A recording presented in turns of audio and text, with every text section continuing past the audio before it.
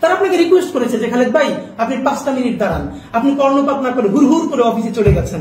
এই জুলাইয়ে কি হইছে না হইছে, প্রথমত এটা আপনি সাদ্দামের কাছ থেকে শুনতে চাইছেন।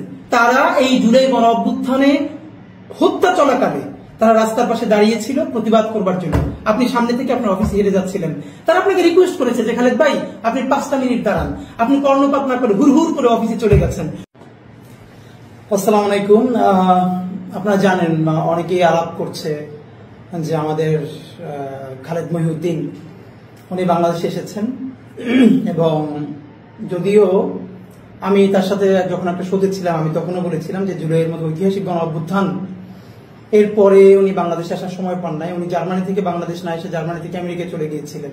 আমি শোতেই তাকে বলেছিলাম তোকে আসবে না আসবে এটা একান্তই তার ব্যক্তিগত ব্যাপার, কিন্তু দেশ জাতি রাষ্ট্র এসব নিয়ে যারা অনেক অনেক ভাবনা, অনেক বেশি ভাবনা। তো জুলাই গণ অভ্যুত্থানের পর এমন অনেক মানুষ তারা দেশে এসেছে। সরকারের অংশ না হওয়া গুরুত্বপূর্ণ না, এইসব শহীদ পরিবারের কাছে গেছে, সাফারিংস, তাদের কষ্ট।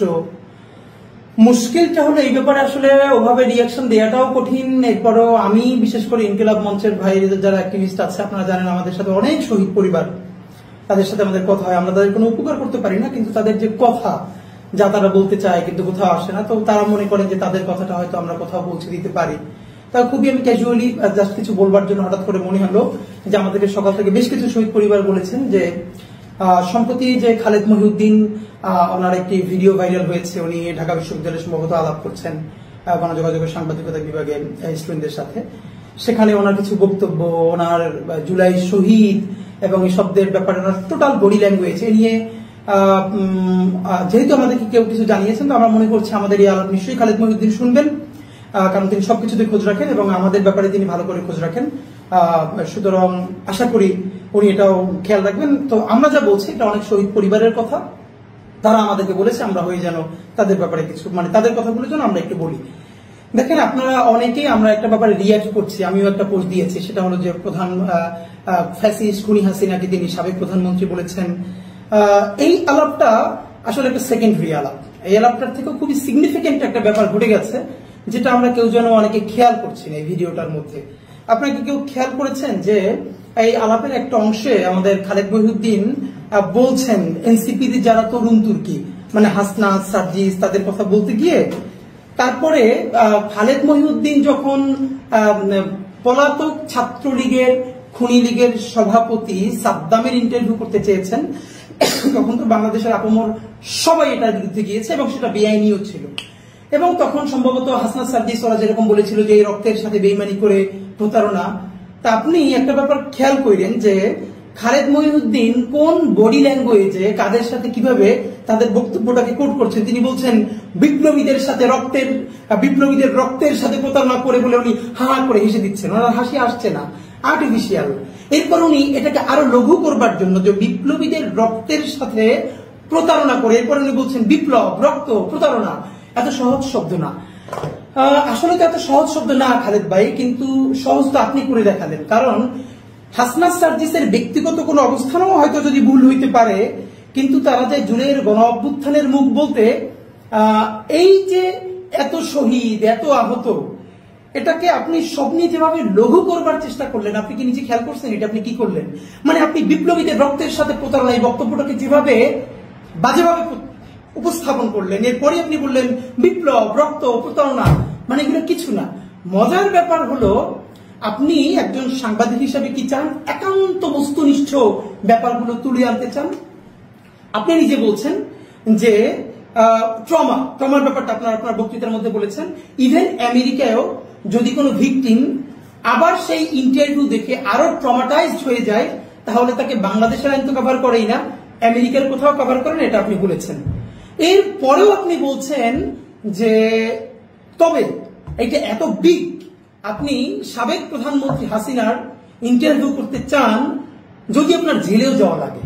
দেখেন আপনি কি বিরাট বিপ্লবী ভূমিকায় অবতীর্ণ হয়েছেন, যেবার আপনি জেলে গিয়ে হইলেও হাসিনার ইন্টারভিউ করতে চান। মজার ব্যাপার হইল কারণ কি এই জুলাইয়ে কি হইছে না হইছে, প্রথমত এটা আপনি সাদ্দামের কাছ থেকে শুনতে চাইছেন। আমার কথা হইল আপনার কাছে প্রথম প্রশ্ন, জুলাই কি হয়েছে না হয়েছে? সাদ্দামের ইন্টারভিউ করা তো প্রথমত আইনি নিষেধাজ্ঞা আছে, মোরাল গ্রাউন্ডে কতটুকু জার্নালিজম এটাকে সাপোর্ট করে সেটা নিয়েও তর্ক বিতর্ক আছে। আমার আপনি একটা কথা বলেন, সাদ্দাম তো কিলার, হাসিনা তো কিলার, খুনি, এটা বলতে আপনার খারাপ লাগলেও বাংলাদেশের শহীদ পরিবারের খারাপ লাগে না। আপনি গত 14 মাসে বা 15 মাসে জুলাইতে কি হয়েছে ভিডিও না দেখা তকশোনা কইরা জুলাই গণ অভ্যুত্থানের মধ্যে ধরলাম আসে নাই, দেখেন আপনার ব্যাপারে অ্যালিগেশন আছে, আপনি এটার উত্তর দিয়েন। এটা ফেসবুকে প্রচুর ভাইরাল হয়েছে, জার্মানিতে থাকে আমাদের বাংলাদেশি অনেক যারা স্টুডেন্ট, তারা এই জুলাই গণ অভ্যুত্থানে হত্যা চলাকালে তারা রাস্তার পাশে দাঁড়িয়েছিল প্রতিবাদ করবার জন্য। আপনি সামনে থেকে আপনার অফিসে হেরে যাচ্ছিলেন, তারা আপনাকে রিকোয়েস্ট করেছে যে খালেদ ভাই আপনি 5টা মিনিট দাঁড়ান, আপনি কর্ণপাত না করে হুড় করে অফিসে চলে গেছেন।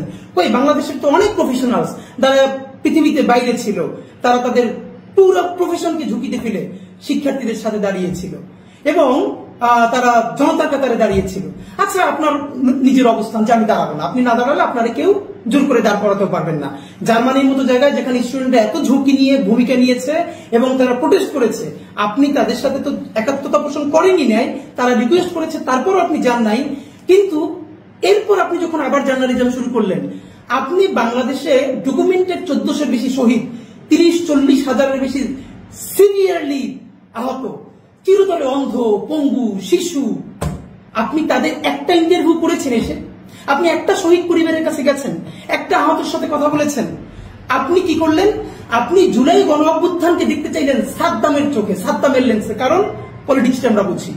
আপনার যে আমেরিকায় যে ঠিকানা চ্যানেলটা দেখেন, আপনি ডয়েচে ভেলেতে যখন ছিলেন, এখান থেকে আপনি এত বোকা, এত ছোট মানুষ না যে ডয়েচে ভেলের মতো প্ল্যাটফর্ম ছাইরা একটা নতুন, এখন পর্যন্ত যেটা ওরকম করে স্পার্ক করে নাই, সেই ঠিকানায় গিয়ে উঠবেন। কারণ আপনার ওয়েস্টে যাওয়া এবং এই ঠিকানায় আমরা এটাও জানি যে আপনার যে ঠিকানা, এইটাকে ওখানে যারা এস্টাবলিশ করেছে এটার সাথে কিভাবে আওয়ামী ফাইন্যান্স জড়িত। কিন্তু আমি বলতে চাই, আওয়ামী ফাইন্যান্স হলেও তো কোনো সমস্যা নাই, আপনি জার্নালিজমটা করলেই হইলো, সেটা আওয়ামী লীগের চ্যানেল হইলো না হাসিনার চ্যানেল হইলো, আমার কোনো সমস্যা নাই। আপনি সালমান এফ রহমানের চ্যানেলে চাকরি করছেন না, আপনি চাকরি করছেন, এইটা কোনো প্রবলেম না। কিন্তু আপনি যখন এই গত 14 মাস ধরে সবার সাথে শো করছেন, হাসনাতকে, সার্জিসকে, ওকে ছাইনিকে চেপে ধরছেন, আপনি একটাবার, এবং আপনি কি করতেছেন, জুলাইকে আরো ভালো করে বুঝবার জন্য আপনি সাদ্দামের কাছে কথা বলবার চেষ্টা করছেন। এবার আপনি জেলে গিয়ে হাসিনার সাথে কথা বলতে চান, জেলে গিয়ে হলেও। বলেন তো গত 14 মাসে আপনি কয়টা শহীদ পরিবারের সাথে, তার মা, তার বাবার সাথে কথা বলেছেন? আপনি কয়টা চিরতরে অন্ধ মানুষের সাথে কথা বলেছেন, চিরতরে বন্ধুর সাথে কথা বলেছেন? আপনি যদি ওরকম জার্নালিজম করতে চান, তাহলে সকল শহীদের পরিবারের সাথে কথা বলে, আহতদের সাথে কথা বলে, তারপর তাদের অ্যালিগেশনটা কতটুকু সত্য, কতটুকু মিথ্যা, মিথ্যা হওয়ার সুযোগ নাই, কারণ ইট হ্যাপেন্ড, এটা ক্যামেরার সামনে ঘটেছে, লাশ জ্বালিয়ে দেওয়া হয়েছে, ক্যামেরার সামনে ঘটেছে। এরপর আপনি চাইলে তাকে বলতে পারেন যে আমি আপনার একটা, কেন ওসামা বিন লাদেনের ডিটেল ইন্টারভিউ তো নিয়েছে আমেরিকা থেকে এসে, তো আপনি কিন্তু সেটা না করে, আপনি কোন শহীদ পরিবারের সাথে কথা না বলে, আপনি একজন খুনি, যাকে মানে খুনিকে খুনি বলতে আপনার তো দ্বিধা কেন? মানে খুনি হাসিনা খুন করছে কিনা এটা নিয়ে আপনার দ্বিধা আছে?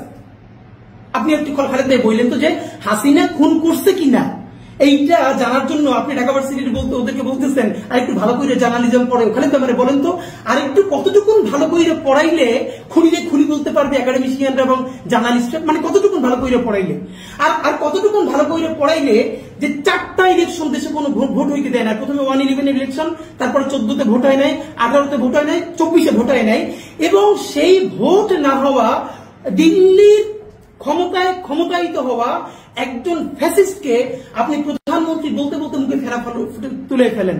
আপনি এই সরকারকে বারবার বলছেন, আমি অনেক লোকের শুনছি যে এই সরকার তো আমার সরকার না, ফাইন, নাই হইতে পারে, আপনি এটাকে রিপ্রেজেন্টেটিভ মনে নাও করতে পারেন। এবার আপনি বলেন তো খালেদ ভাই, এই সরকার যদি আপনার সরকার না হয়, তাহলে আওয়ামী লীগের গত 15 বছরে যেখানে কোনো মানুষ ভোট দেয় না, এমনকি আওয়ামী লীগ নিজে যে দাবি করে তাদের 25% বা 20% ভোটার আছে, তারা 2% মানুষ কিনতে চায় না, তাহলে